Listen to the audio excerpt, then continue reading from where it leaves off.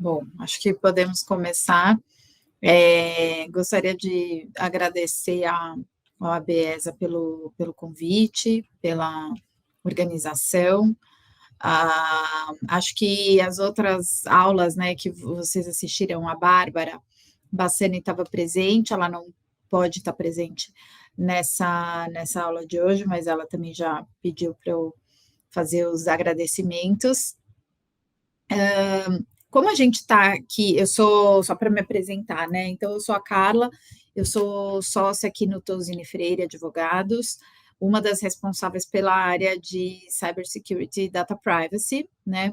Então, a minha especialidade não é seguros e resseguros, mas pelo fato de eu trabalhar, né, junto com a Bárbara, também é sócia aqui no escritório, a gente acaba trabalhando em muitos projetos relacionados a essa parte de cyber e proteção de dados em conjunto, né, e trabalhando para muitas seguradoras e resseguradoras, então a gente sabe que as discussões, né, dependendo do setor de indústria, elas acabam sendo mais específicas, né, então a gente precisa se atentar para as peculiaridades aí de cada setor, e então o intuito é falar um pouco não só sobre a circular, né, 638, que eu vou até deixar para falar mais por final sobre ela, mas para contextualizar um pouco, né, como que a gente está hoje no Brasil em termos desse ambiente legislativo e regulatório, né, relacionado a cyber e proteção de dados. Como a gente está aqui, não estamos em muitas pessoas, eu queria, antes de começar a falar, só saber de vocês se alguém, de fato, trabalha ou já trabalhou com cyber e proteção de dados, ou se essa é uma realidade muito distante para vocês. Não sei se alguém quer ligar, quer abrir o microfone para falar.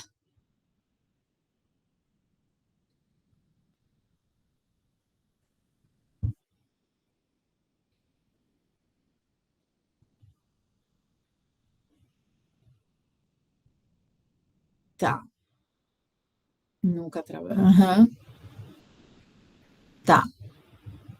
Não, então tá ótimo. Acho que é bom ter esse feedback, assim, ter esse contexto, porque justamente o começo da minha apresentação vai ser para contextualizar um pouco, trazer aí os conceitos principais, tá, para vocês. E esse é um tema que, de fato, tem sido muito. Acho que vocês, né, sabem, né, tá aí na mídia, não só por conta da LGPD, mas também por conta dessa preocupação e do aumento, né, dos casos de ataques hackers, né, incidentes de segurança. Então, o impacto disso nas organizações, principalmente, né, se a gente for trazer isso para o setor de seguros, é, é muito grande. Então, e vem aumentando bastante. Então, eu vou começar aqui a apresentação e vou projetar para vocês. Se vocês tiverem alguma questão, alguma pergunta, podem sinalizar pelo chat, porque eu estou acompanhando o chat aqui pelo celular. Então, se tiver alguma dúvida, alguma questão, é só sinalizar no chat.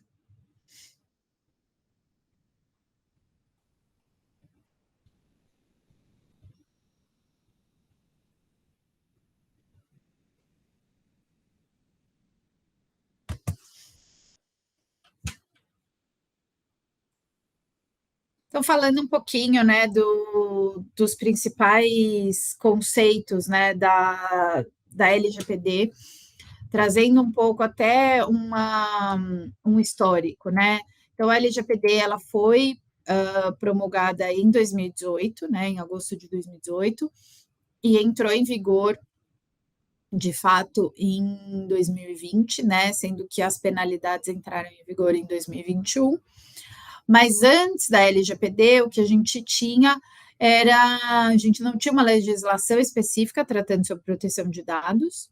A gente tinha o Marco Civil da Internet, que é de 2014, mas ele tratava especificamente, né, das empresas, dos provedores de conexão e aplicação, né? Então, websites, enfim, qualquer serviço na internet.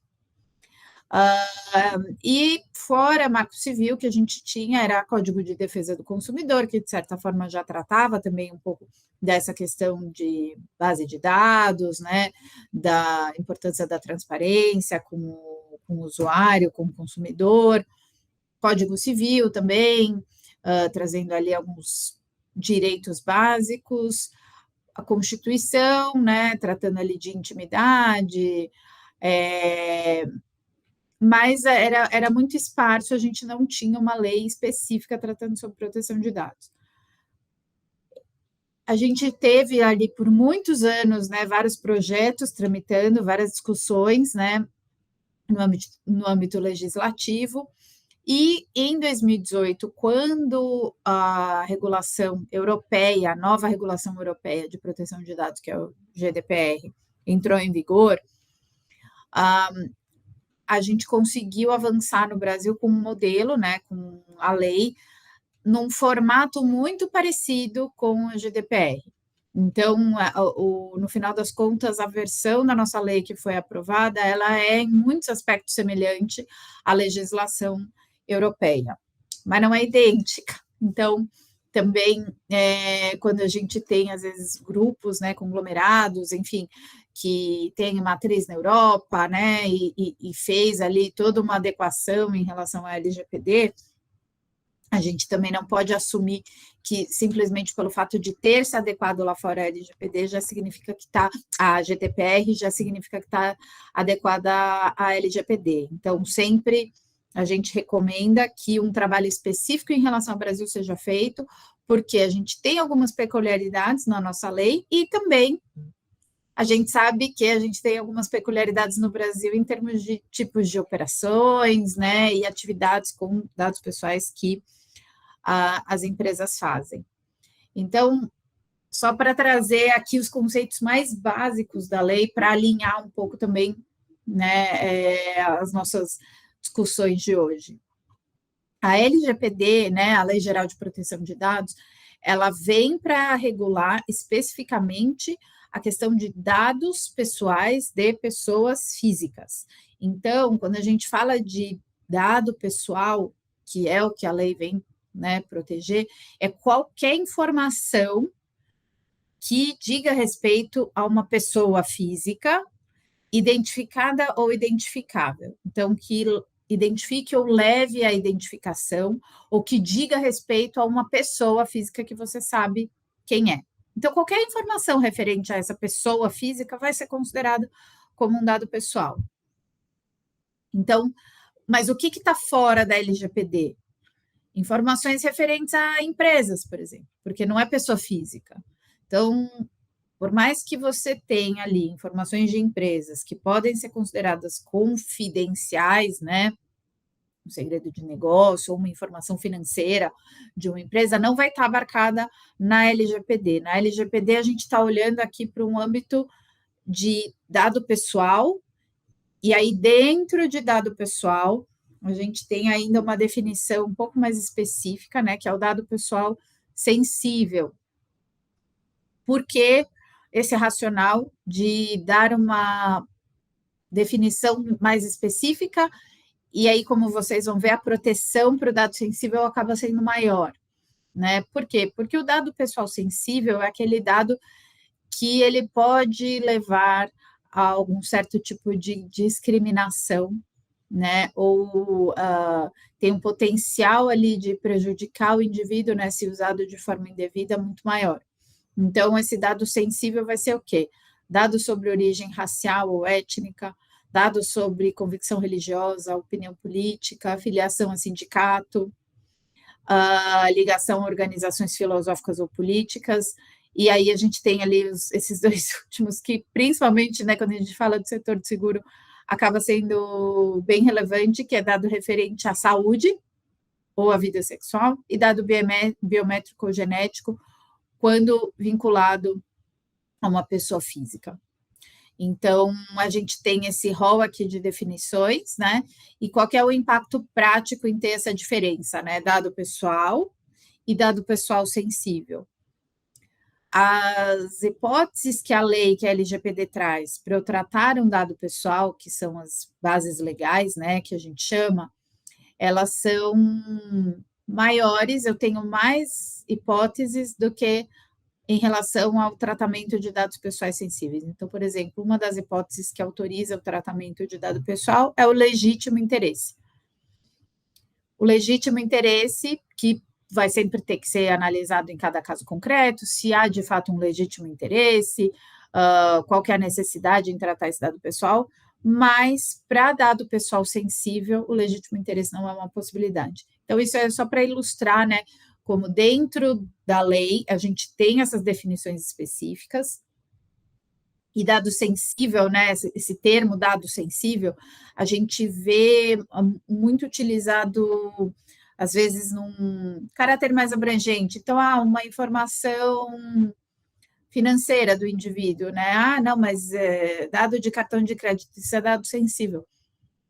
Pela definição da LGPD, não é dado sensível, tá? A gente sabe que é um dado relevante, importante, está protegido pela LGPD, mas está dentro da categoria de dado pessoal normal, entre aspas. Dado pessoal sensível são esses que eu mostrei para vocês. E aí a gente também tem algumas definições, né, que a lei trouxe e que a gente não tinha antes. A principal delas é essa definição e diferenciação entre controlador e operador. Controlador é aquela pessoa, e aí seja uma pessoa física ou uma empresa, né, uma entidade, uma pessoa jurídica, que toma as decisões em relação ao tratamento de dados pessoais. Então, uma seguradora, por exemplo, né, que tem ali todos os dados pessoais dos seus segurados, ou então também dos seus empregados, né, porque quando a gente fala aqui, a abrangência da lei, ela é bem grande, então qualquer coisa que for feita com dado pessoal vai estar dentro desse âmbito de proteção da LGPD, então mesmo uma empresa, por mais que o core business dela, né, não envolva o tratamento de dados pessoais dos clientes, né, seja uma empresa B2B, a empresa não vende ali para o consumidor final, não coleta dados, né, de pessoas físicas que sejam clientes, mas só o fato de você ter uma empresa que tem empregados e a empresa trata esses dados dos empregados para finalidades porque ela precisa pagar salário, ela precisa cumprir com obrigações legais, enfim, né? Então, isso já é considerado ali tratamento de dados pessoais e já está no âmbito da LGPD. E aí, essa empresa ela vai ser considerada como controladora. Por quê? Porque ela é que toma a decisão. Bom, eu preciso desse dado para poder dar esse seguro, prestar esse seguro, manter, para fazer uma cobrança, ou para pagar o salário do meu funcionário, para cumprir com uma obrigação legal, para poder cumprir e gerenciar esse contrato que eu tenho. Então, ela coleta esses dados ou recebe de terceiros, armazena, compartilha com terceiros, enfim, tudo que é feito com dado pessoal é considerado tratamento, né, no âmbito da lei, então está na LGPD. Por mais que você não use ativamente um dado, se você tem um arquivo, e aí dando até exemplo, não é só o que não é só no âmbito online, é no âmbito físico também. Então, se você tem um arquivo com um monte de ficha, né, de cadastro de indivíduos, mas você não faz nada com aquilo está arquivado numa sala trancada, enfim, que ninguém acessa, está só lá um arquivo morto, ninguém faz nada com aquilo. Isso é considerado um tratamento de dado pessoal, simples armazenamento, por mais que o dado não seja utilizado. Então, está também no âmbito aí de cobertura da LGPD. Então, isso é para vocês entenderem o quão abrangente é a LGPD quando a gente fala de dado pessoal, então, dado relacionado à pessoa física. E o controlador, então, é essa empresa, né, que essa pessoa que vai definir o que é feito com o dado pessoal, toma as decisões em relação aos dados pessoais. Mas esse controlador pode ser que ele contrate terceiros para tratar dados pessoais em nome dele, né? Só que operador, né, que é essa definição que a lei traz, ele não vai tomar decisões em relação ao tratamento. Então, se uma empresa tem os seus empregados e contrata um prestador de serviço de folha de pagamento, que só vai tratar, processar esses dados para fazer o pagamento, mas sempre de acordo com as instruções do controlador. Então, esse vai ser um operador. Por que essa conceituação é importante? Porque a lei traz responsabilidades diferentes, né, em relação a esse agente de tratamento. Então, logicamente, a maioria das obrigações recaem sobre o controlador. E essa distinção é muito importante no âmbito contratual. Então, principalmente no ramo aí de seguros e resseguros, a gente sabe que existem diversos players, né, no mercado. Você tem a seguradora, você tem corretor, você tem ressegurador, você tem o broker do resseguro, enfim, você tem o regulador de sinistro, você tem vários agentes, né? E no âmbito contratual é importante você definir qual que vai ser o papel dessa pessoa, dessa empresa, em relação ao tratamento de dados pessoais. Ele vai atuar como controlador, ele vai atuar como operador, para você poder definir as responsabilidades. E como o conceito que a lei traz é exatamente isso que está aqui no slide, né? Não é uma definição assim muito objetiva, vamos dizer assim. No final das contas, a gente vai ter que analisar em cada caso concreto qual que é a relação, o que cada parte vai fazer para poder confirmar de fato, então esse vai atuar como controlador, esse vai atuar como operador, ou não, os dois vão atuar como controladores independentes. Então, essa distinção acaba sendo muito importante para fins de determinação das responsabilidades das partes, mas a gente também vê que na prática isso tem dado aí muita discussão por serem conceitos novos, né, que a gente não está acostumado, até então a gente não tinha esses conceitos no Brasil, então acho que ainda também requer um certo tempo até as interpretações, né, serem uniformizadas. Além desses conceitos, a gente tem também o encarregado, que acaba sendo denominado aí comumente como DPO, Data Protection Officer, que é a figura dessa pessoa indicada pelo controlador, né, e pelo operador para ser esse canal de comunicação com o titular, com a Autoridade Nacional de Proteção de Dados, é basicamente a figura dentro da empresa responsável ali por ter certeza, né, que a empresa vai estar cumprindo com a lei, para caso surja alguma questão, né, referente à proteção de dados, essa pessoa tem que estar envolvida, então esse seria o encarregado. E a gente também, né, vai ter aí, como vocês vão ver, eu vou falar um pouco sobre os avanços, né, da parte regulatória e normativa desde que a LGPD foi promulgada, mas também tem ali uma discussão, né, sobre quem que pode ou não ser esse encarregado, né, o DPO, quais características ele tem que ter, ele pode acumular funções, aí tem toda uma discussão sobre conflito de interesse, por exemplo, né, se tem ali algum requisito, pode ser um terceiro, em princípio, da forma como a lei está escrita hoje, pode ser um terceiro, não precisa ser alguém dentro da empresa, mas a gente vai ter regulamentação adicional da ANPD, da Autoridade Nacional de Proteção de Dados, sobre esse assunto. Então, é aí, como vocês vão ver, vários aspectos da lei ainda dependem também de regulamentação adicional da ANPD. Então, agora falando, né, sobre a ANPD, que é a nossa Autoridade Nacional de Proteção de Dados, que foi criada, né, por meio da LGPD, e é a autoridade responsável ali por fiscalizar, né, e o cumprimento da lei e por aplicar as penalidades que a lei traz também.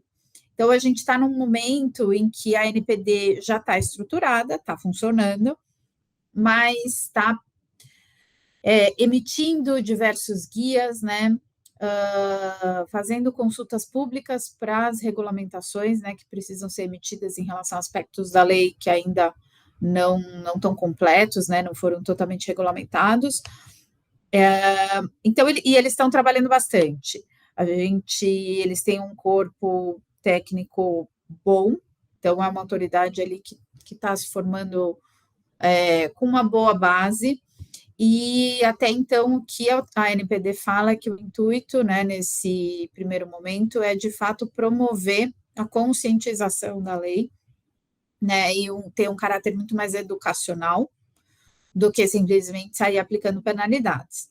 É uma mudança de cultura, né, muito brusca, porque a gente está partindo de um modelo em que a gente não tinha nada, não tinha nenhuma lei sobre o assunto, para uma lei, a LGPD, que inclusive é bem baseada no modelo europeu, né, que é bem protetivo ao titular de dados pessoais. Então, acho que a NPD reconhece, né, que para muitas empresas não é de um dia para o outro que você vai estar ali em compliance com a lei. Então, essa linha do tempo é para mostrar basicamente o que aconteceu, né, desde que a lei entrou em vigor em setembro de 2020. Então, a NPD já fez várias coisas, né? Aqui são os principais avanços que a gente teve desde então.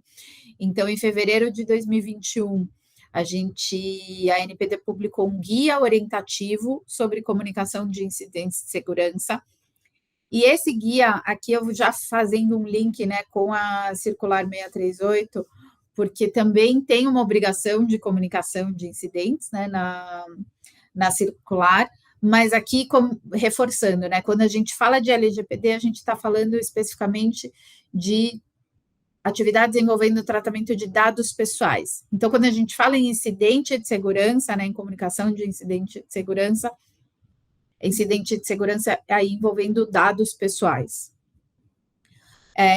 Em maio de 2021, foi publicado também um guia orientativo sobre agentes de tratamento sobrecarregado, e esse guia ele tenta elucidar um pouco mais essas definições de controlador e operador, né, essa diferença, traz alguns exemplos, mas não resolve totalmente o problema, porque traz ali uns exemplos mais simples, né, enfim, a gente sabe que na prática tem tido discussões em relação a situações que não estão tão claras assim, mas eles tentam esclarecer. Então, o bacana é que a autoridade ela está preocupada em trazer esses materiais elucidativos, esses guias orientativos, por mais que não sejam vinculantes, né, não seja uma regulamentação, mas a gente vê com bons olhos, né, essas iniciativas. Então, e são materiais que a gente pode consultar e que a gente pode usar já como base para as nossas interpretações. Em outubro de 2021, aí, só fazendo um parênteses, né, em agosto de 2021, a LGPD entrou em vigor totalmente, né, porque em setembro de 2020 ela tinha entrado em vigor, mas aqueles artigos tratando das penalidades ainda não estavam vigentes. Em agosto de 2021, esses artigos referentes às penalidades passaram a valer. Então, é como se a LGPD passasse a valer como um todo, mas como a gente vai ver mais para frente, ainda não era bem assim, porque ainda dependia também de uma regulamentação para poder aplicar de fato as penalidades, né? Então, para regulamentar todo o processo administrativo da NPD, e agora a questão da dosimetria, a aplicação das penalidades, que eu já vou falar. Em outubro de 2021, a gente teve mais um guia orientativo publicado pela NPD, que foi sobre segurança da informação para agentes de tratamento de pequeno porte. Em outubro de 2021, aí sim, a gente teve o primeiro, né, regulamento, que foi um regulamento do processo de fiscalização e do processo administrativo e sancionador pela NPD. Antes desse regulamento ser publicado, a NPD submeteu a consulta pública, né, para obter contribuições da sociedade, mas então ela já começa a se estruturar, né, a gente já tem ali um regulamento sobre, com os prazos do processo administrativo, né, o interessante é que nesse regulamento ela fala primeiro em ciclos de fiscalização, então tudo indica que a NPD vai estabelecer seja assuntos prioritários, né, ou setores de negócio que ela veja como prioridade e vai focar primeiro naqueles assuntos, fazer uma rodada de fiscalização de ciclos de monitoramento para passar para essas empresas, né, o que precisa ser feito em termos de adequação, o que não está totalmente de acordo com a lei. E aí sim, dependendo do resultado disso, aí sim, de fato, iniciar um processo administrativo, né, caso isso não seja cumprido. Então é como se ela fosse, de fato, dar uma chance, né, para as empresas se adequarem. Depois, em janeiro de 2022, janeiro desse ano, a gente teve mais um regulamento importante também, porque é sobre a flexibilização da aplicação da LGPD para agentes de tratamento de pequeno porte. E aí, quando a gente fala de agentes de tratamento de pequeno porte, são as pequenas empresas, microempresas, startups, isso tudo de acordo com as definições das leis, né, que a gente já tem. E traz algumas flexibilizações, como prazos em dobro, algumas documentações, por exemplo, o registro das atividades de tratamento, que é uma obrigação que todas as empresas têm que ter, né? Todas as empresas têm que ter um registro interno, né? Um controle sobre o que é feito com dados pessoais, a gente chama isso do registro das atividades de tratamento, né? Os ROPAs. Para esses agentes de tratamento de pequeno porte, esse ROPA poderia ser feito num modelo simplificado. Só que a questão é que a gente nem tem um modelo ainda, a NPD não chegou nem a publicar um modelo do que seria o ROPA completo. E também não tem um modelo do que seria o ROPA simplificado. Mas acho que a grande flexibilização, né, que esse regulamento trouxe é que para essas empresas, esses agentes de tratamento de pequeno porte, eles estariam dispensados da obrigação de nomear um encarregado, né, o TPO. Mas mesmo assim, dentro desse conceito de microempresa, startup, empresa de pequeno porte, tem exceções. Então, se for uma startup ou uma empresa de pequeno porte que tem atividades consideradas de risco para fins de tratamento de dados pessoais, tratando dados pessoais em larga escala, né, ou tratando ali uma grande quantidade de dados pessoais sensíveis, aí essa empresa vai estar de fora, né, dessa flexibilização. Aí ela tem que cumprir a lei da forma original, vamos dizer assim. Então, de novo, também depende de uma análise de cada caso concreto, tá? Não é simplesmente o fato de ser uma startup ou uma microempresa, empresa de pequeno porte que vai trazer automaticamente essa flexibilização. A gente precisa entender quais são as atividades que essa empresa desempenha. Em fevereiro desse ano, a gente teve um marco importantíssimo para a proteção de dados no país, que foi a inclusão, né, do direito à proteção de dados pessoais como um direito fundamental constitucional. Então, a gente teve a emenda constitucional de 115, né, que determinou que a proteção de dados passa a ser um direito fundamental. E por que isso é tão relevante?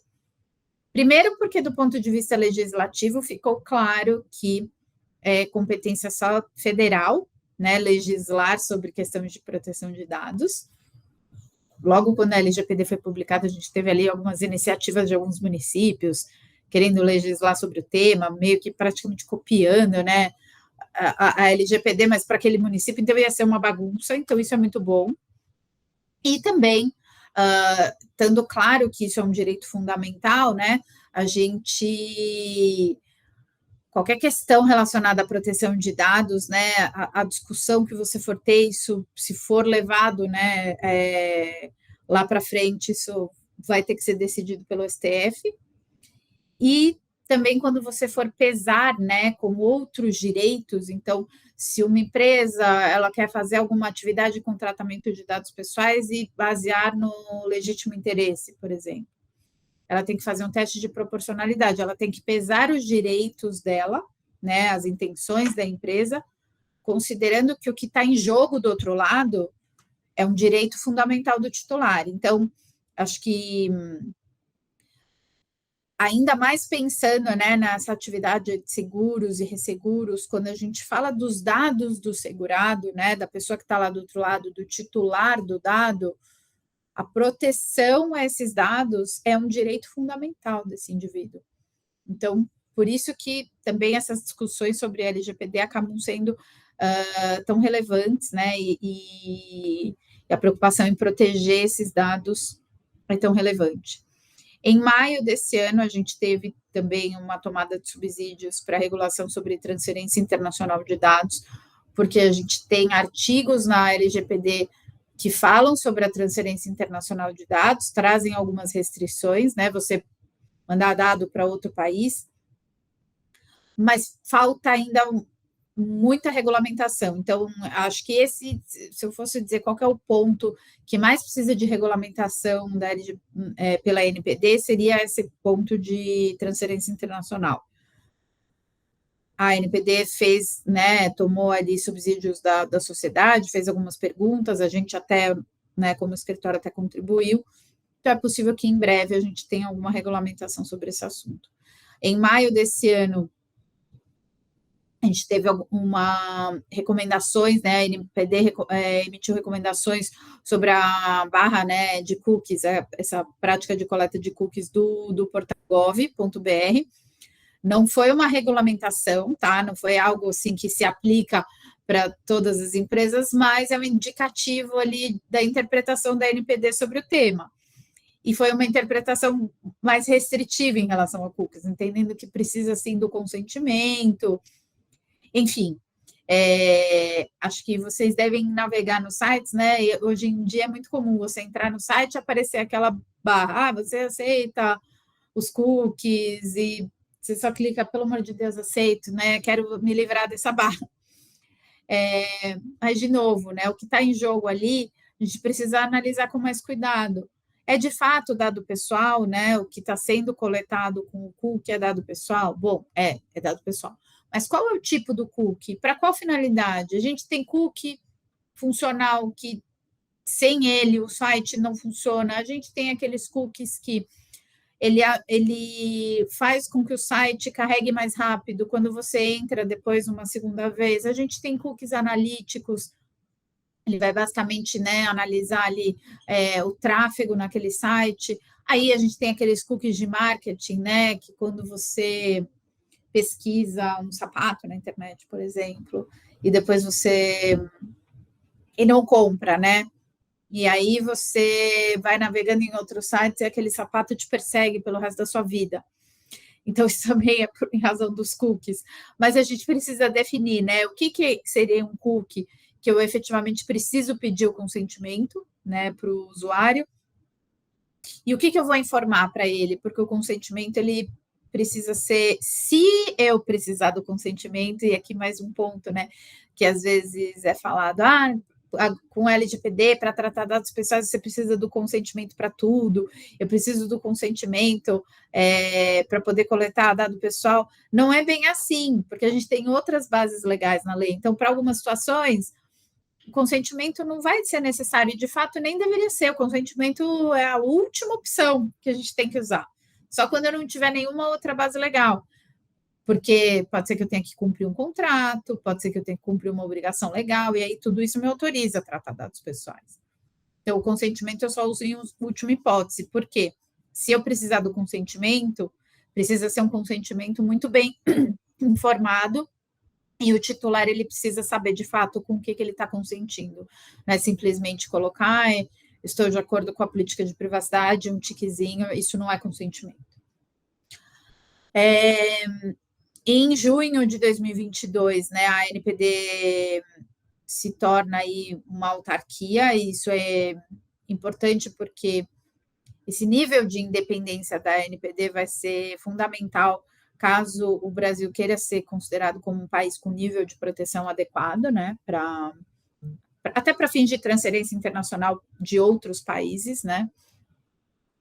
E agora, agosto, setembro, a gente teve mais tomadas de subsídio, né, pela NPD para regulação de tratamento de dados pessoais de menores, que é um ponto que de fato também tem muita discussão, e também para definir o que seria considerado um tratamento de alto risco, que eu lembro que eu falei na regulamentação sobre agente de tratamento de pequeno porte, mas tem uma exceção, se for atividade de alto risco, então o que seria, né, esse alto risco?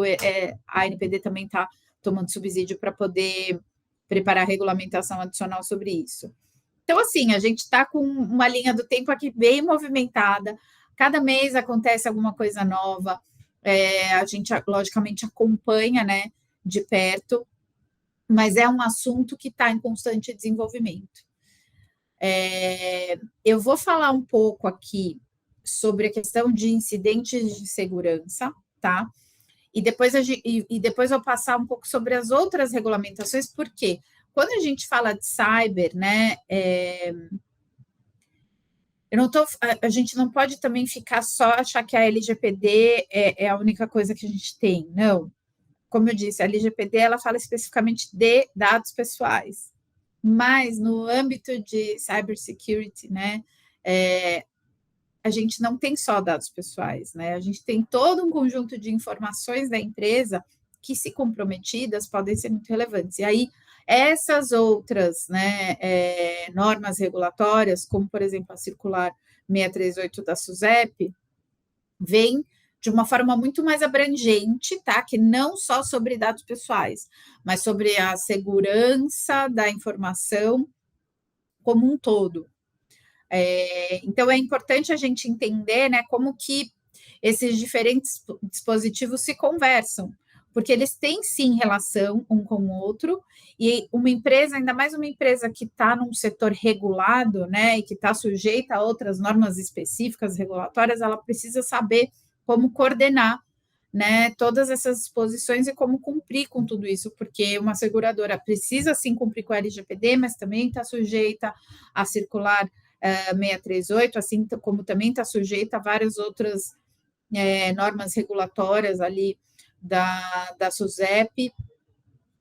Até isso, né, em razão dessas obrigações regulatórias, muitas vezes é o que justifica o tratamento, a coleta de um dado pessoal, porque ele decorre de uma obrigação regulatória. Então, quando a gente fala em adequação, né, à LGPD e também, né, a política de segurança cibernética, a gente precisa, não tem uma solução única para todas as empresas, tá? A gente precisa olhar para o negócio daquela empresa bem específico, o que ela faz, né? A quais normas ela está sujeita, por que ela precisa daqueles dados, como que é o ambiente, né, online dela, ela tem um site, ela coleta os dados, onde que ficam os servidores dela, ela usa terceiros, enfim, são vários aspectos que precisam ser analisados. Mas ainda segurando, né, ficando um pouco ainda aqui na LGPD, só para falar para vocês sobre a questão dos incidentes de segurança envolvendo dados pessoais, né? Então, como eu falei lá atrás, em fevereiro de 2021, a NPD publicou um guia orientativo sobre a comunicação de incidentes de segurança. Por quê? Uma das obrigações da LGPD, que até então a gente não tinha nenhuma lei que obrigasse, né, a você comunicar um incidente de segurança, mas a LGPD fala que se você tiver um incidente de segurança, né, que cause aí um risco ou dano relevante para os titulares, você precisa notificar tanto a ANPD, Autoridade Nacional de Proteção de Dados, quanto os indivíduos, né, os titulares de dados afetados. E aí esse guia orientativo, ele veio para tentar trazer um pouco mais de clareza sobre essa notificação, em quais situações ela seria necessária. Então, de novo, vai ser algo que a gente vai ter que avaliar em cada caso concreto. Então, se vocês, algum dia, né, se depararem com um incidente de segurança onde vocês trabalham, e aí, assim, não sendo pessimista, mas é uma realidade, isso vai acontecer algum dia, a gente não pode trabalhar com a premissa de que, se acontecer, mas é quando acontecer um incidente de segurança. Lógico que daí a magnitude vai variar e o efeito desse incidente vai depender das medidas, né, de prevenção e de proteção que a empresa adota, mas a premissa é que vai acontecer em algum momento um incidente de segurança. E por isso que tudo isso que a gente está falando aqui, e depois quando eu for falar sobre política de segurança cibernética, por isso que é tão importante ter isso, e por isso que as autoridades, enfim, os órgãos reguladores estão cada vez mais preocupados com isso, porque é uma realidade, né? Quando a gente fala de incidente de segurança, ataque, hacker, ransomware, enfim, tudo isso é uma realidade. Então, é uma questão de se acontecer, mas sim quando acontecer. Então, quando acontecer, vai precisar ser avaliado no caso específico, né? O que está em jogo? O que envolveu esse incidente de segurança? Teve o comprometimento de dados pessoais, né? Que tipo de dados pessoais? De quantos indivíduos, né? Enfim, tem um risco ou dano relevante para tais indivíduos? Que tipo de dado pessoal? Como eu falei lá atrás, dado pessoal sensível já é um dado com potencial aí de prejudicar o indivíduo muito maior. Ele se refere esses dados se referem a grupos mais vulneráveis, então dados de criança, dados de idosos, ou não tem, mas vazou a minha base inteira com 50 mil usuários e tem todos os dados de endereço completo, cartão de crédito, cópia de documento, enfim. Então, a gente vai precisar analisar em cada caso concreto o que está envolvido em termos de dados pessoais nesse incidente, se tem, né, dado pessoal, para definir se a notificação vai ser necessária ou não. E aí a gente está falando basicamente de uma análise de risco, né, de um risk assessment que vai ter que ser feito em cada situação. Então, analisar o volume dos dados expostos, a categoria dos dados, como eu falei, qual que é a facilidade ali de identificar os titulares, né, com base nesses dados vazados e de levar alguma fraude financeira, né, ou roubo de identidade, ou então, né, em caso de dado sensível, vai ter um impacto na reputação da pessoa, né, um impacto psicológico, vai levar a alguma discriminação. Então, a gente precisa analisar com base na situação concreta para ver se a gente vai ter, de fato, ou não, um risco relevante para os titulares que faz com que a gente tenha que notificar esse incidente tanto para a autoridade quanto para os indivíduos. Aí tem um detalhe curioso, porque por esse guia orientativo da NPD, a LGPD ela não fala num prazo para essa notificação, mas ela fala sem atraso, enfim. A legislação europeia, né, a GDPR, fala em 72 horas. E esse guia orientativo da NPD considera razoável 2 dias para que essa notificação seja feita. Só que a gente sabe que, na prática, esse prazo é muito curto para você identificar o que de fato aconteceu, né? A causa do incidente, o que estava em jogo, enfim. Então, de novo, vai depender de cada caso concreto, né? Até mesmo para a gente saber estrategicamente se esse prazo é só uma sugestão, tá? Não vincula, mas para determinar em que momento vai ser feita a notificação. Tem a possibilidade de eu fazer uma notificação parcial, né? E falar para a autoridade: olha, aconteceu isso, mas eu ainda estou investigando, ainda estou reunindo mais informações, então vou te voltar com mais informações. Mas é uma questão estratégica, tá? A gente também vai ter que avaliar no caso a caso. Aí entrando, né? Então, isso tudo que eu falei é em relação à LGPD, é em relação a dados pessoais. Aí, né, para um mundo muito além dos dados pessoais, né, a gente tem toda essa questão de segurança cibernética. Então, né, regulação setorial, enfim, essa questão de cyber e recomendações, né, de segurança, quando a gente fala de cyber como um todo, tendo dado pessoal ou não, né? Porque dado pessoal, dentro das atividades de uma empresa, das informações que essa empresa tem, o dado pessoal é uma parte muito relevante, ainda mais se a gente for considerar no contexto de seguradora, por exemplo, o dado pessoal é super relevante, mas a gente sabe que não é o único tipo de informação que a empresa tem. A empresa tem informações financeiras, né? Informações ali privilegiadas, segredos de negócio, os próprios sistemas, né, todo o funcionamento ali, os servidores. Então, quando a gente tem um ransomware, por exemplo, que toda a base é criptografada, né, e o hacker, ele criptografa tudo, e a empresa não consegue nem ter acesso ao sistema. Então, ninguém consegue trabalhar, não liga computador, não tem sistema, não tem absolutamente nada. Pode ser que, numa situação dessa, nem tenha ali o comprometimento de dado pessoal, vamos supor. mas pode ser que outras informações ali muito sensíveis da empresa, né, que aí não é dado pessoal, estejam em jogo. Ou então, quando você tem uma situação em que, deixa eu só, aqui, uma situação em que você tem um comprometimento de uma informação confidencial que é compartilhada indevidamente com um terceiro, enfim. Aqui a gente vai abrir, então, um pouco esse leque, né, expandir esse horizonte de aplicação para além dos dados pessoais.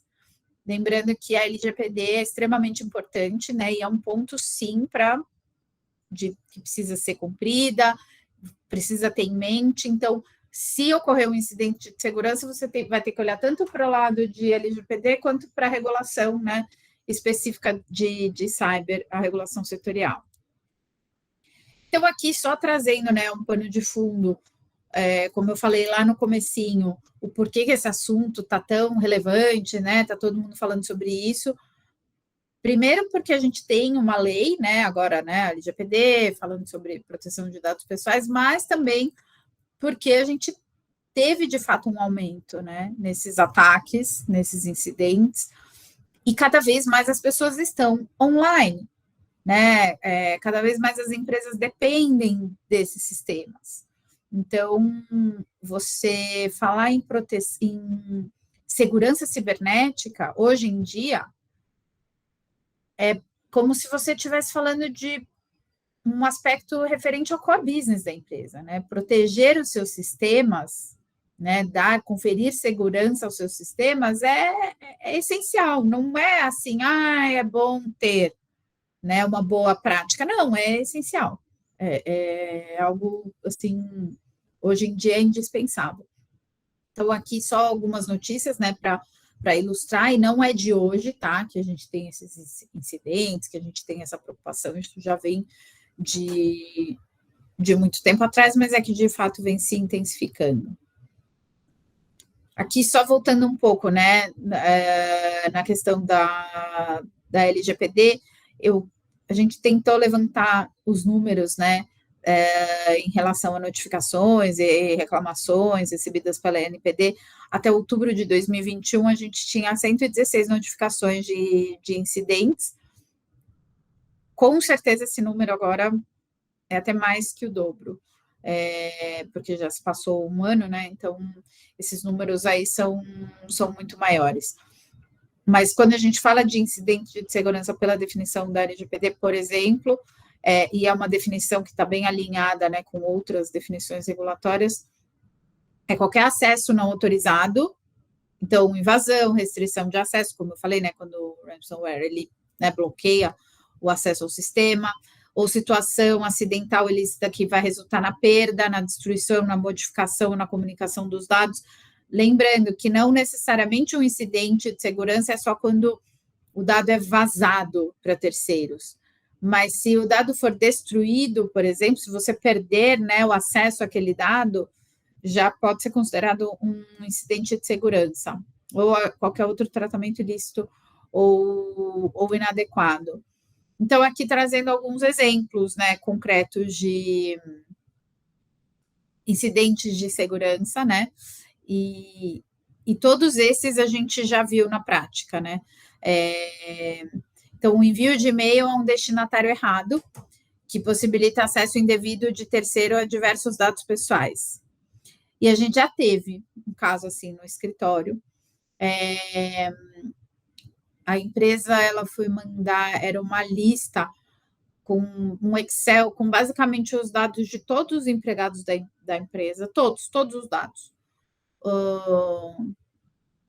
Documentos, né? Então, número de documento, endereço, quanto que a pessoa ganhava, cargo, nome, enfim, todos esses dados. Iam mandar para uma empresa, para um prestador de serviço, que, se eu não me engano, acho que era quem fazia a folha de pagamento, algum prestador, né, referente a RH, e por engano mandou para um outro destinatário, mandou para uma outra empresa. E aí, né, isso pelo fato desses dados terem caído na mão de alguém que não era para receber aquele tipo de dado, isso já em tese pode ser considerado, né, um incidente de segurança. Então, todas essas situações, sempre que vocês se depararem com uma situação assim, precisa ser avaliada na prática, né, aquela situação concreta, até para fins, a gente vai falar sobre a circular 638, né, de comunicação de incidentes, né, nesse âmbito regulatório. Então, logicamente, antes de enviar qualquer e-mail, é muito importante verificar nessa questão do destinatário se está correto, né, do endereço de e-mail, principalmente quando a gente coloca pessoas em cópia, né, enfim, grupos de e-mail, ter certeza de que você está enviando aquele conteúdo certo para a pessoa certa. E aí não estou falando nem só de dados pessoais, estou falando de outras informações confidenciais mesmo. A gente também já teve caso de banco que enviou um contrato super confidencial, enviou também para o destinatário errado. Então, precisa tomar cuidado. Ou então, a divulgação acidental de e-mails de diversos destinatários, né? Quando você usa de forma equivocada, coloca todo mundo em cópia, ao invés de colocar cópia oculta. Então, você quer mandar um e-mail para várias pessoas ao mesmo tempo, e aí simplesmente copia o endereço de todo mundo. E aí, todo mundo que receber vai ver o endereço de todo mundo que está na cadeia, só que não necessariamente a pessoa quer, né? Que os outros saibam qual que é o endereço de e-mail dela. Então, sempre ter esse cuidado de usar cópia oculta, para que as outras pessoas não vejam quem está em cópia. Ou então, se um dispositivo com dados pessoais, né, um computador foi perdido e não está protegido com senha, ou então é uma senha fraca, né? Enfim, olha o quanto de informação, né, confidencial, o quanto de dado pessoal também pode ter num computador de alguém. E hoje, isso ainda é mais relevante. Por quê? Pandemia, as pessoas estão cada vez mais trabalhando de casa, home office, enfim, usam o laptop, levam e voltam, tal. E aí, você está de fato protegendo, né, o seu dispositivo? Ou você é daqueles que,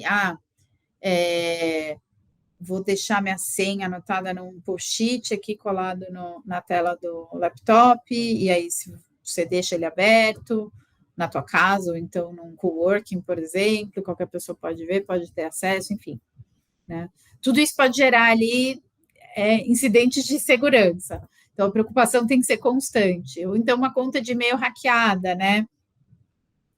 Hoje, algo muito comum também, né? São esses golpes de phishing. Você recebe um e-mail de algo fazendo-se parecer ser outra coisa, né? Para você clicar num link malicioso, enfim.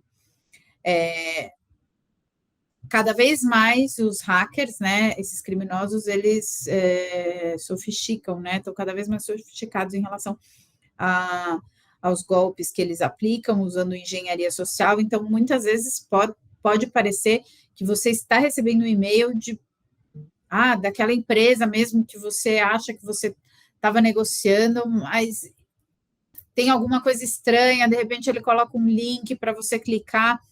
Enfim, então esse cuidado, né, de checar de fato o endereço do remetente do e-mail, tomar um certo cuidado antes de abrir qualquer conteúdo, né, que possa parecer suspeito, é super importante. Por quê? Não adianta nada a empresa ter ali vários sistemas de segurança, né? Mil senhas e proteções, se as pessoas, né, não estão também devidamente treinadas. Então, essa questão do treinamento, da conscientização é importante, porque às vezes a falha, né, pode acontecer por falha humana mesmo, né? Aí entrando um pouco nesse panorama regulatório, porque, como eu falei, a LGPD não é tudo, a LGPD fala só de dados pessoais, mas a gente tem sim visto aí uma preocupação, um aumento, né, nessas regulamentações sobre segurança cibernética. Então,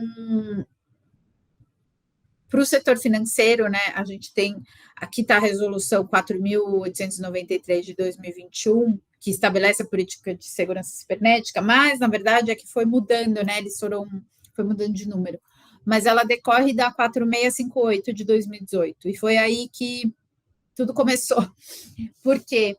porque foi uma resolução sobre política de segurança cibernética para o setor financeiro, então uma resolução ali do Conselho Monetário Nacional, né, do Banco Central, e que foi a grande fonte de inspiração da circular da SUSEP 638.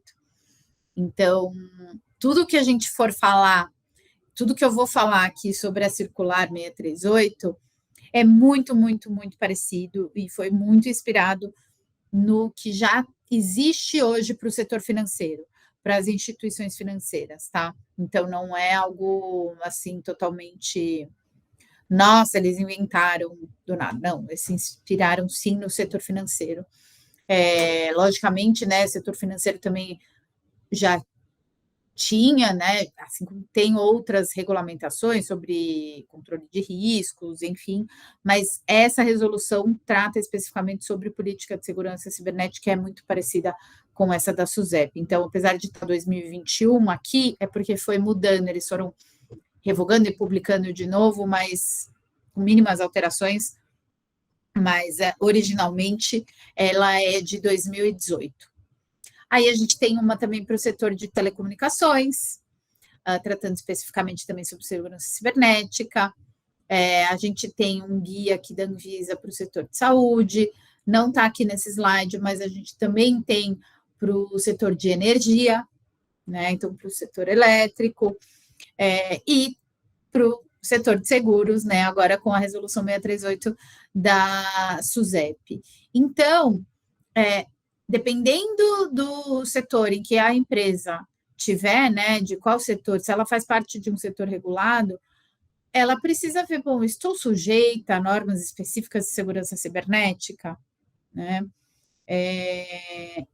E a relevância dessas normas vem por conta de tudo que eu falei até agora, né? Do aumento ali do uso dos sistemas, né? Do aumento dos ataques e do fato de você ter segurança cibernética é basicamente como algo fundamental, é o core business, não é mais um nice to have, né? Então, não tem essa tendência dos setores regulados, né, começarem a ter uma preocupação maior em relação à segurança cibernética, e aí, quando a gente fala de segurança cibernética aqui, a gente não está falando só de dados pessoais, tá? Aí a gente está falando de fato de tudo. Então, é uma abrangência muito maior. O que você precisa fazer é ver como que você vai compatibilizar, né? Porque não dá também para, na sua organização, você falar, olha, então, o TI vai olhar para a circular, que fala sobre segurança cibernética, e vai ser responsável por implementar e por se adequar. Mas o meu jurídico ou o meu compliance vai olhar para a LGPD. E eles não vão se conversar. Então, isso não funciona, tá? Primeiro, né? Porque quando a gente fala de tudo, por mais que TI, né, ou área de segurança da informação, tem um papel fundamental, né, para fins de cumprimento e adequação dessas medidas, é muito importante, né, que ele converse, que ele tenha um entendimento sobre as operações de fato de cada setor, né, de cada pedaço da empresa. Assim como quando a gente fala de LGPD, todos os setores da empresa tratam dados pessoais, né? Então, não é um trabalho que o jurídico sozinho, que o departamento de compliance sozinho vai fazer. Precisa conversar. E, principalmente, o jurídico, né, e TI, segurança da informação, precisam ter essa conversa, precisam se entender, porque, em alguns aspectos, a LGPD e a regulamentação sobre segurança cibernética pode convergir. Em alguns aspectos, pode ser que você crie ali obrigações complementares, né?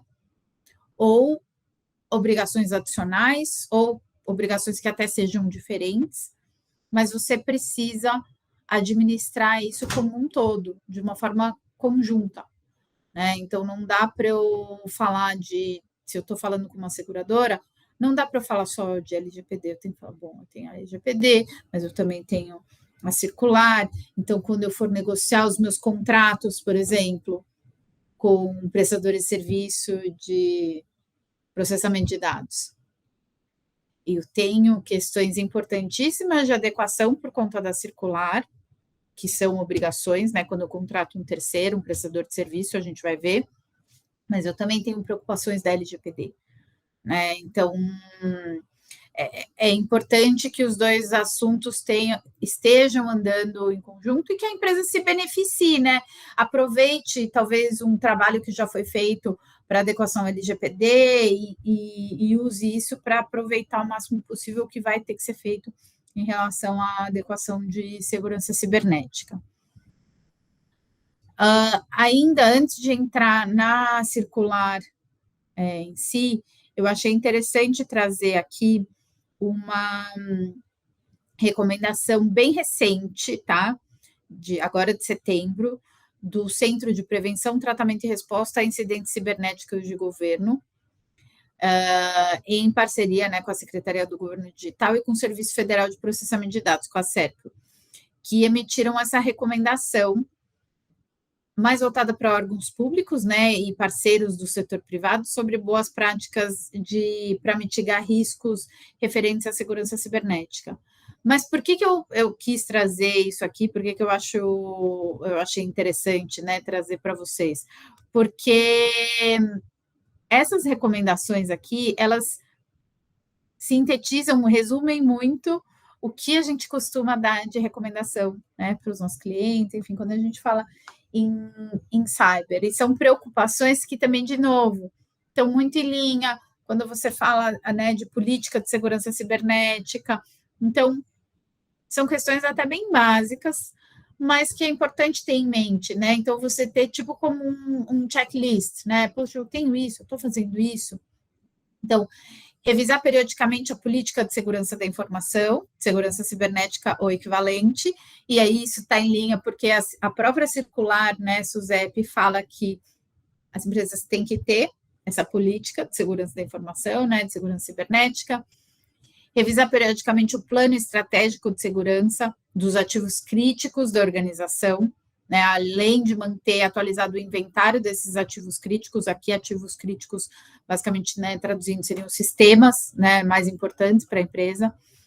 Estabelecer um plano de gestão de backup, né, que contemple o armazenamento seguro dos dados, em que sejam observadas questões para o backup, né, como está isolado, offline, redundante, né, além de realizar testes periódicos de recuperação de dados, porque é muito comum, né, você ter esses ataques e você pode perder toda a sua base de dados. Então, essa questão do backup é extremamente importante para você conseguir recuperar rápido o acesso caso alguma coisa aconteça. Possuir ambiente com virtualização de servidores, né? Então, onde que esse servidor vai estar, onde se considere a utilização de snapshots atualizados regularmente. Aqui tem algumas questões bem técnicas, mas assim, talvez um advogado, é o que eu falei, o advogado sozinho, ele não vai conseguir fazer tudo, mas a pessoa do TI sozinha também não vai conseguir fazer tudo. Então, o ideal é se conversar, né? E aí, essas questões mais técnicas, logicamente, que ficam a cargo do pessoal de TI e segurança da informação. Estabelecer um plano de gestão de atualização dos sistemas computacionais, implementar e revisar periodicamente a política de senhas da organização. Então, obrigando que a senha seja forte, não pode ser repetida quando trocada. Aqui é um ponto, uma questão prática, só para vocês pensarem e terem cuidado. Sei que vocês não são os responsáveis por isso na organização de vocês, mas é uma reflexão. É sim uma boa prática, né? Você ter essa política de senhas, né, que precisam ser trocadas constantemente, tem que ser senha forte, com requisitos, você não pode repetir a última senha. Mas, por outro lado, e eu digo isso porque aqui no meu escritório a gente tem essa política, então toda hora eu tenho que estar trocando a minha senha, eu não posso repetir, e é difícil você lembrar. Isso pode levar, né, a pessoa, ela fica tentada a vou anotar aqui a senha e, como eu falei, né, colo o post-it na tela do computador. Então, não, né? Não adianta a empresa ter ali uma política de senhas fortes que precisam ser trocadas todo o tempo, tal. Se aí a senha fica lá exposta, ou a pessoa, né, nota no próprio no celular, deixa lá no bloco de notas a senha, enfim, qualquer pessoa que tiver acesso ao celular consegue desbloquear o computador. Então, são os dois lados da moeda. Você precisa ter essa política, mas você também precisa treinar e conscientizar, né, os seus empregados de que você vai fazer isso, mas você não vai poder deixar essa senha assim exposta, né? Anotar ali no post-it e deixar na tela do teu computador. Mapear e rever os privilégios de usuários, implementando a política de privilégio mínimo. O que é essa política de privilégio mínimo? Numa organização, numa empresa, você tem diferentes setores, diferentes áreas, pessoas com diferentes cargos, né, e funções diferentes. O acesso que um analista, por exemplo, vai ter ao sistema não vai ser o mesmo que o gerente ou o diretor vai ter. Isso estou dando um exemplo, né? Mas isso depende de cada organização.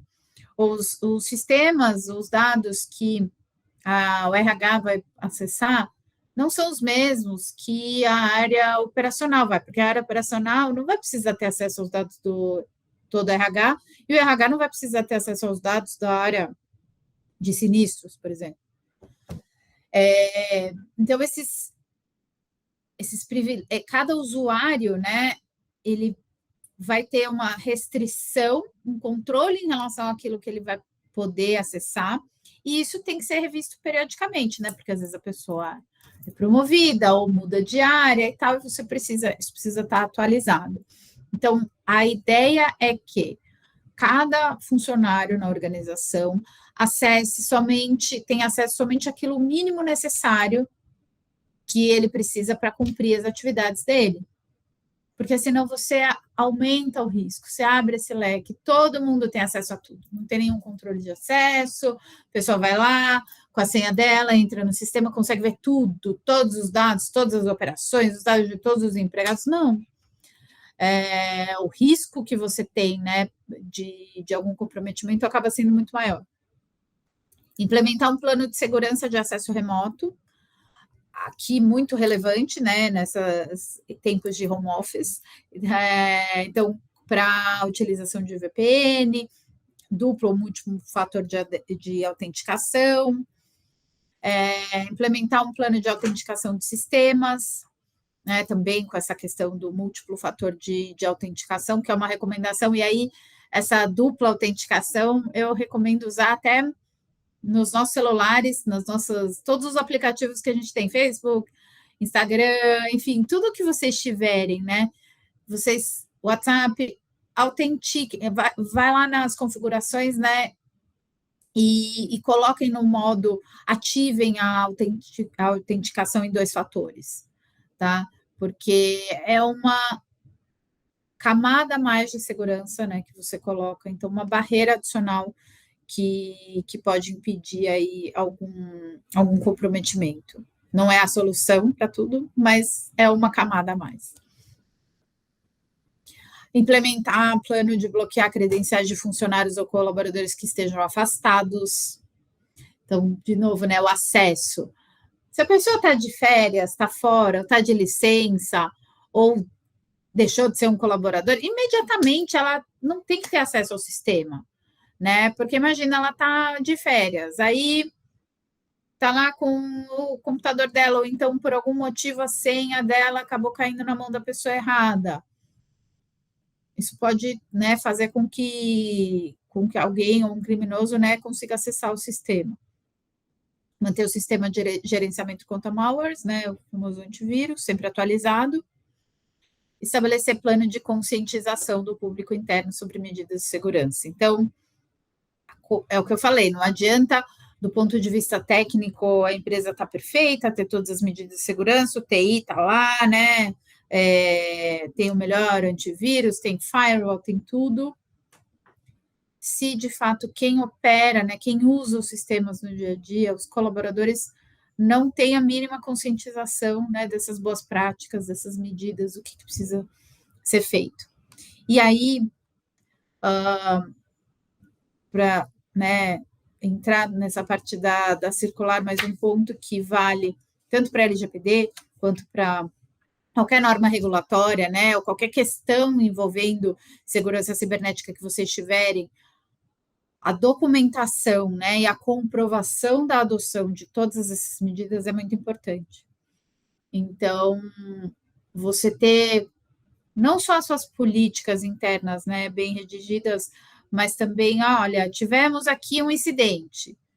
Vamos avaliar o risco, para ver se eu preciso notificar ou não, se eu preciso reportar, ou ver quais foram os impactos desse incidente. Essa análise, por mais que não tenha necessidade de uma notificação, essa análise precisa ser documentada. E guardada. Eu vou contratar um terceiro prestador de serviço, né, para processar dados. Poxa, a gente vai auditar esse terceiro, eu preciso ter certeza que ele está adequado, né, em termos de medida de segurança, que ele atende, né, aos requisitos mínimos. Vamos documentar toda essa análise. Enfim, essa documentação, né, essa comprovação das medidas adotadas. Então, eu fiz um treinamento para os meus funcionários. Documenta, né? Tem ali o controle, quem participou do treinamento, né? Como que foi dado esse treinamento? Tem esses registros. Por quê? Se alguma coisa acontecer, né? Seja um incidente, ou seja uma fiscalização por parte da autoridade, ou alguém que entrou com uma ação contra a empresa, né, falando que ela está infringindo ali dispositivo legal, vocês terem toda essa documentação comprovando essas medidas, né, essa preocupação, já, assim, ajuda demais, tá? Porque, não, eu fiz isso, olha só, as medidas que eu tomava, eu tenho essa política assim, aí eu treinava periodicamente, tem aqui a comprovação, tinha esse controle, todos os meus terceiros, né, que eu contrato, eu faço essa análise, está aqui a análise que eu faço, eu tenho todos os meus registros de atividades, né, mapeados, e tenho esse controle interno, então eu sei o que eu faço com os dados, eu conheço o meu fluxo de dados, é assim, assado.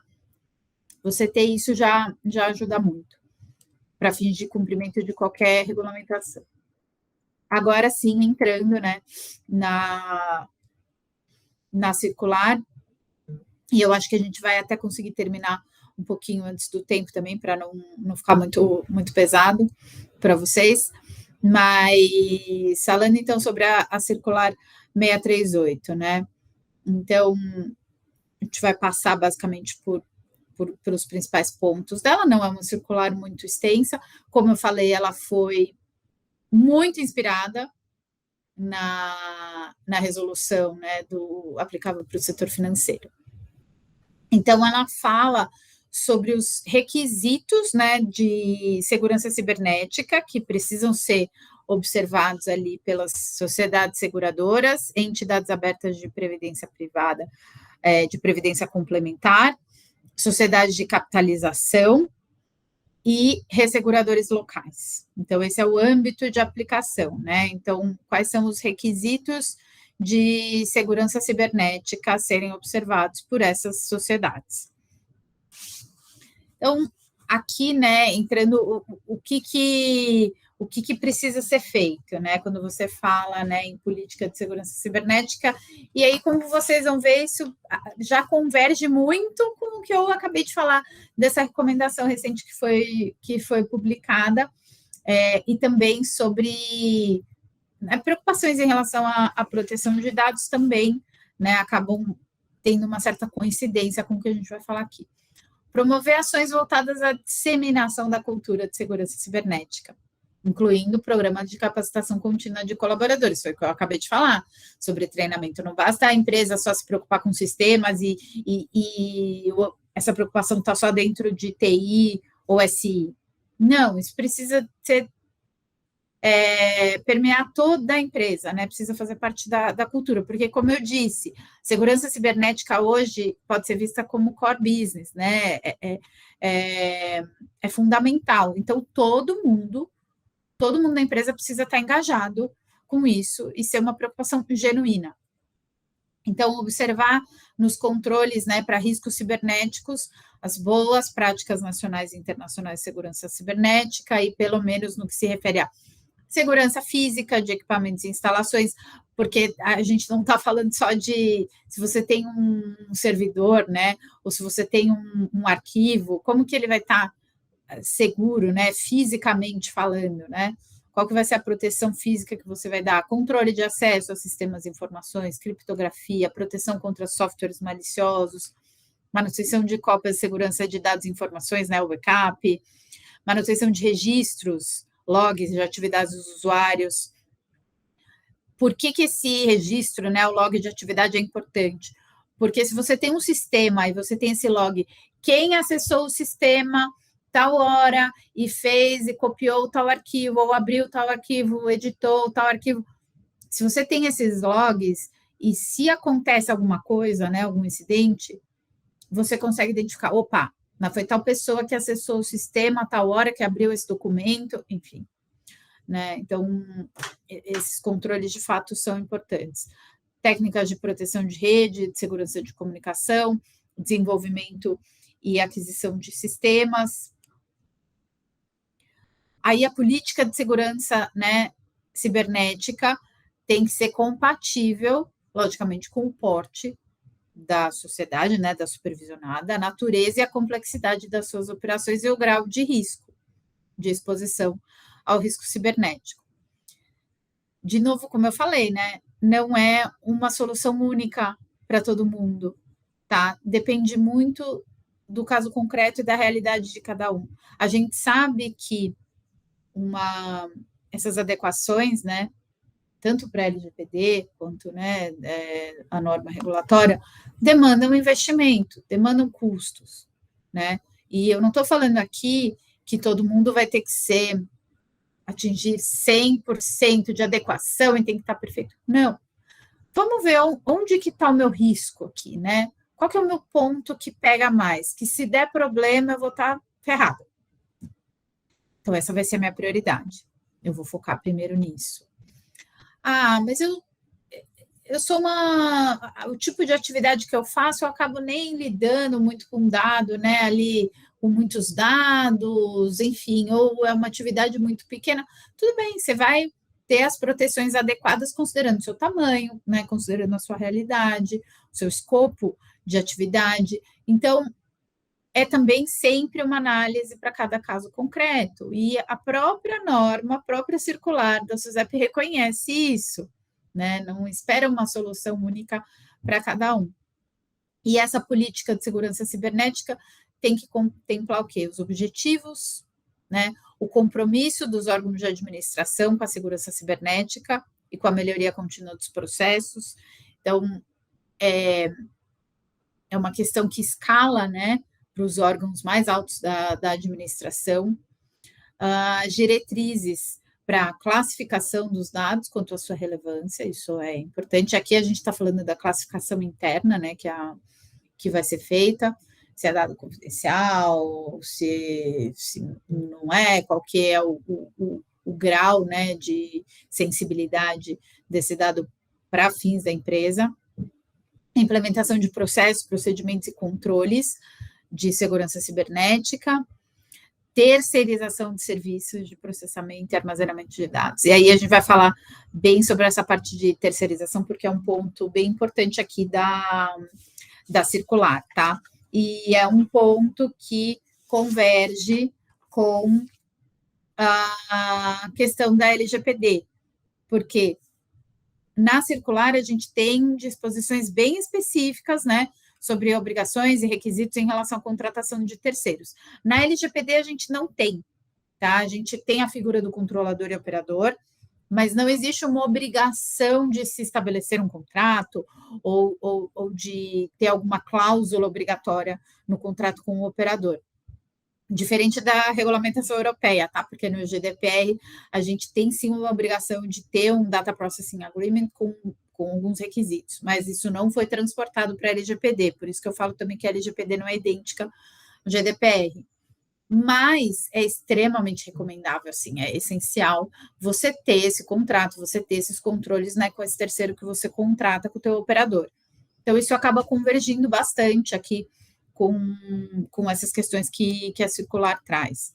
Então, a adequação, né, a questão da circular, ela pode ser aproveitada, né, com a questão da LGPD. Só falando assim, que na prática, também não é mil maravilhas, né, a gente já teve situações em que um incidente de segurança, isso é comum, o incidente de segurança ele aconteceu por uma falha no operador, no terceiro prestador de serviço. E aí você vê uma certa dificuldade, né, na hora de renegociar esse contrato, ou até mesmo de negociar esse contrato com esse operador, porque não são todas as empresas, não são todos os prestadores de serviço que estão preparados. Então, de novo, fazendo a avaliação de risco, dependendo qual é a natureza do serviço que está sendo contratado, é um serviço essencial, né, para a empresa. Se der algum problema com esse prestador, se esse prestador pisar na bola, né, tiver algum incidente, o que vai estar em jogo? Então, dependendo da natureza, você vai ter que ter um cuidado bem especial em contratar esse terceiro, essa avaliação de risco é bem importante. Aí, né, seguindo aqui com a circular, a supervisionada vai ter que possuir, manter atualizados processos, procedimentos e controles efetivos para identificar e reduzir vulnerabilidades de forma proativa. Proativa é não esperar o problema acontecer, eu tenho que estar preocupada, né, em prevenir e detectar, responder e recuperar-se de incidentes. A incidente é quando aconteceu de verdade. Então, eu tenho as duas pontas, eu tenho que estar preparada, né, eu tenho que estar preocupada em prevenir, né, identificar quais são as minhas possíveis vulnerabilidades, né, de forma proativa, antes que algo aconteça, mas, como eu falei, não é possível você prevenir 100%, então vai acontecer alguma coisa, e aí você também tem que ter os procedimentos e os controles para poder detectar, responder e se recuperar. E dentro, né, dessa detecção, resposta e recuperação de incidente, vocês vão ter que considerar que não é só a circular aqui que está em jogo quando você tem um incidente. Eu também tenho que olhar para a LGPD. Será que eu vou ter obrigação de notificar a NPD e os titulares, né, além da notificação aqui prevista na circular? Então, né, de novo, as coisas se comunicam, tá? Não são independentes. A gente sempre tem que olhar para esse conjunto aí de forma mais holística. E esses processos, procedimentos e controles, eles precisam contemplar, no mínimo, né, monitoramento contínuo da rede de comunicação, a avaliação da natureza, abrangência e impacto dos incidentes detectados, de acordo com o grau de criticidade, então, considerando a relevância dos dados, os sistemas ou, né, os serviços envolvidos. Então, de novo, aquilo que eu falei para avaliar a necessidade de notificação no âmbito da LGPD, essa análise já vai servir para tudo isso, né? Então, quando você tem um incidente, a primeira coisa você vai detectar e o que aconteceu? O que está em jogo, né? Então, essa avaliação é muito importante, tanto para fins da circular quanto para fins da LGPD. A adoção tempestiva de medidas para contenção dos efeitos do incidente. E aí, realmente uma situação tenebrosa, tá? Quando acontece, porque você está tentando entender o que aconteceu, você está nessa situação estressante de muitas vezes estar sem acesso aos seus sistemas, enfim, ao mesmo tempo você tem que adotar medidas para conter os efeitos, né, e tentar restabelecer. Então, é difícil, por isso que se a empresa tiver um plano de resposta a incidentes, né, de fato já ter esses controles, esses procedimentos, né, ali organizados, pelo menos ela já tem um roteiro sobre como atuar. Restabelecimento dos sistemas dos serviços afetados, né, para retornar à sua condição normal de operação. Registro do incidente, que foi aquilo que eu falei. Por mais que você não tenha uma obrigação de notificar, enfim, você tem que registrar o que aconteceu, esse incidente, tem que registrar essa tua avaliação, porque se alguém questionar, você precisa mostrar, isso é uma medida, a gente tem um princípio na LGPD que foi traduzido na GDPR, que na LGPD é o princípio da responsabilização. Responsabilização, né, pode parecer, não, você vai ser responsabilizado, mas não é só isso, porque ele decorre do que a gente chama do princípio da accountability, né, no GDPR. E accountability é isso, é você ser accountable. Não só você é responsável, você vai poder ser responsabilizado, como você tem que ter a preocupação em demonstrar que você cumpre com aquilo, que você está preocupado em cumprir. Então, você tem que ter como demonstrar, né, que você toma essas medidas. Então, esse que é o princípio, por isso que documentar é muito importante.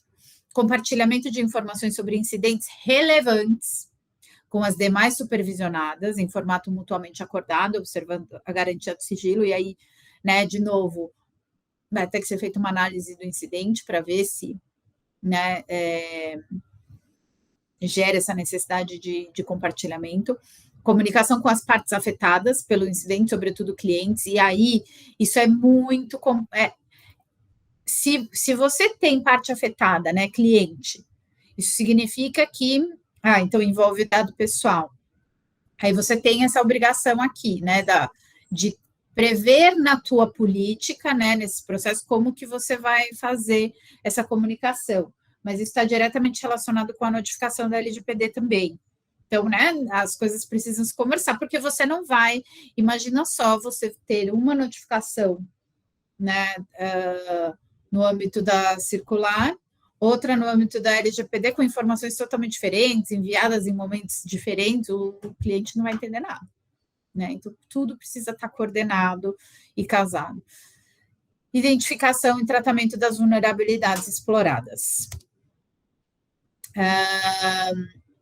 Aí, aqui, né, falando, né, de novo sobre essa questão do incidente, né? Então, tem essa obrigação aqui de comunicação de incidente relevante à SUSEP. Quando o incidente pode ser considerado como relevante? Aqui a gente está falando no âmbito da circular. Incidentes relevantes, certo? Definido como eventos adversos, decorrentes ou não de atividade maliciosa, que, conforme parâmetros definidos pela supervisionada, comprometam substancialmente confidencialidade, integridade ou disponibilidade de dados relevantes ou serviços relevantes de processamento ou armazenamento de dados. Então, aqui a gente está falando de uma definição de incidente relevante que vai depender muito da natureza das atividades da supervisionada.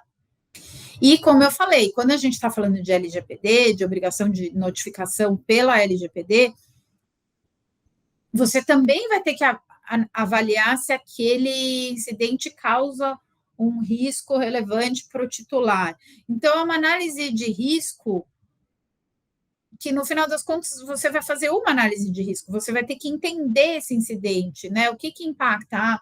Então, para fins da circular, eu tenho um incidente relevante porque comprometeu o meu sistema.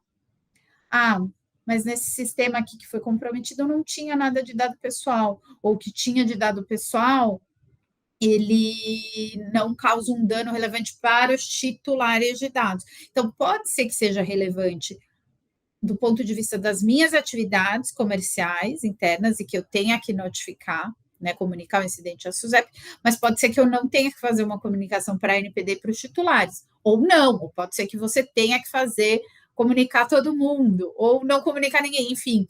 Então, né, mas essa análise vai precisar ser documentada, independente do resultado dela, se tiver que notificar ou não, tenham essa documentação interna, esse registro, tá? Isso é muito importante, porque depois, se tiver algum questionamento, vocês têm como comprovar o racional, como que a análise foi feita.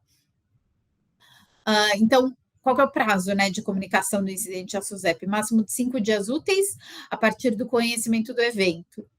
Aí vocês lembram que eu falei o guia orientativo da NPD para comunicação, que seria 2 dias, né, o que eles entenderiam com prazo razoável.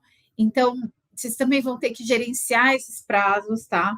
E isso tem que estar muito bem coordenado. E aí, o que essa comunicação tem que ter, né? Detalhando a extensão do dano causado e, se for o caso, as ações em curso para regularização completa da situação e os respectivos responsáveis e prazos. Aí aqui a gente tem, foi agora, dia 19 de setembro, a CNSEG anunciou esse novo serviço para reportes de incidentes cibernéticos. Então, é um novo serviço criado pela CNSEG para visando justamente reduzir os custos causados por incidentes cibernéticos e dar celeridade às iniciativas para proteger os seus danos. Então, é o compartilhamento de incidentes cibernéticos, SIC, que é uma base centralizada para garantir o cumprimento da Circular 638, né, sobre reporte de incidentes cibernéticos a todas as supervisionadas. Lembra que eu falei que dependendo do risco ali envolvido, né, você tem que comunicar, compartilhar essa informação com as outras supervisionadas, né? Então, foi criado esse sistema. A CNSEG, só um parênteses também, não sei se vocês sabem, mas a CNSEG, há um tempinho atrás, logo quando a LGPD foi publicada, enfim, entrou em vigor, CNSEG publicou uma cartilha, tá? Sobre LGPD para o setor, né, de seguros. E acho que falando, né, tentando explicar os conceitos mais básicos da lei, mas é uma cartilha interessante para vocês verem, está disponível no site da CNSEG, porque ela fala da LGPD bem voltada, né, para o setor de seguros. Aí a gente tem também a obrigação aqui do relatório anual, né, que é uma obrigação de elaborar um relatório anual sobre prevenção e tratamento de incidentes, que tem que ser compartilhado com os órgãos de administração, os comitês de auditoria de risco. E esse relatório tem que ter, no mínimo, a descrição dos incidentes que foram relevantes, que foram detectados, os dados estatísticos referentes à totalidade dos incidentes, os resultados dos testes, né, relativos aos cenários previstos, e a descrição das principais vulnerabilidades identificadas. Então, esse relatório, na verdade, é aquilo que eu falei sobre você sempre documentar, né, tudo que você faz, enfim, acaba sendo essencial para você poder preparar esse relatório também. Então, acho que no dia a dia, né, ter essa documentação e esses controles já facilita muito para a preparação desse relatório. Aí a gente entra na questão da terceirização dos serviços, que é super importante, porque para a terceirização de serviços de processamento e armazenamento de dados, são obrigações da supervisionada, né, dispor dos recursos, competências e práticas de governança necessários ao adequado monitoramento dos serviços a serem contratados, ou seja, você tem que acompanhar, ver, né, como que esse serviço está sendo prestado, certificar-se de que esses prestadores, né, possuem de fato a capacidade para cumprir as exigências previstas na norma. Então, muito relacionado àquilo, qual que é a natureza do serviço, né? Eu vou contratar qualquer um? Se eu estou falando de um serviço aí de processamento e armazenamento super sensível, não vou contratar a empresa mais barata que eu nem sei, né, que se ela consegue ou não cumprir. Eu vou ter um trabalho cuidadoso, né, de verificar. E aí, se a gente estiver falando de serviço relevante, né, de processamento e armazenamento, informar a SUSEP em até 30 dias após a formalização dos contratos, né, indicando quais são os serviços relevantes que estão sendo contratados, a empresa contratada, e sempre que possível os países e regiões onde serviços poderão ser prestados. E aqui, quando a gente fala de países e regiões, a gente provavelmente vai ter, tá, uma relação também com a LGPD, porque, como eu falei, essa questão de transferência internacional de dados vai ser regulamentada pela NPD. Então, de novo, tudo se conversa. E aqui alguns cuidados, né, adicionais em relação à terceirização. A terceirização não exime a responsabilidade, né, da supervisionada pelo cumprimento da regulamentação. Então, por isso que é muito importante tomar cuidado com o terceiro que você vai contratar, porque é como se fosse uma extensão sua, né? Se der algum problema com ele, não quer dizer que não foi ele, não fui eu. Não, mas você não tomou cuidado, então, quando você contratou ele. Você não monitorou da forma correta. Então, você vai precisar ter tudo documentado também que você fez absolutamente tudo, tomou todos os cuidados, porque se der algum problema com ele, você fala, não, mas olha, eu fiz isso, eu monitorava, eu auditei, ele de fato tinha esses controles, tal, eu estava lá, aí a tua situação é diferente. Agora, se acontece algum problema no teu terceiro, você realmente, eu contratei o primeiro que apareceu, era a empresa mais barata, não tenho aqui nenhuma documentação, não auditei ele, aí você está em maus lençóis. Aí também, né, a supervisionada vai ter que definir e documentar estratégias para substituição de prestadores de serviço, né, ou para execução própria dos serviços terceirizados, que vão ter que ser adotados, né, em caso aí numa situação de descontinuidade, né, da prestação de serviços. E aqui fala que essas regras, né, se aplicam a toda e qualquer terceirização de serviço de processamento e armazenamento, inclusive de computação em nuvem, com exceção apenas do serviço de registro das operações da supervisionada em sistema de registro previamente homologado pela SUSEP. Aqui tem uma questão dos documentos, né, que precisam ser retidos pelas supervisionadas, política de segurança cibernética, relatório sobre prevenção e tratamento de incidentes, contratos de terceirização de serviços de processamento e armazenamento de dados e demais documentos que comprovem atendimento ao disposto à norma. De novo, a comprovação e a documentação é muito importante. E aí, em relação às obrigações dos prestadores de serviço, né, eles também têm que observar isso, vai ter que estar no contrato com ele, né, vai ter que observar disposições legais e regulamentares, ele precisa disponibilizar informações, né, e recursos de gestão para vocês, né, para supervisionadas poderem monitorar adequadamente esses serviços, precisam ter processos, procedimentos e controles de segurança cibernética não menores, né, não inferiores do que a própria supervisionada adota, garantir ali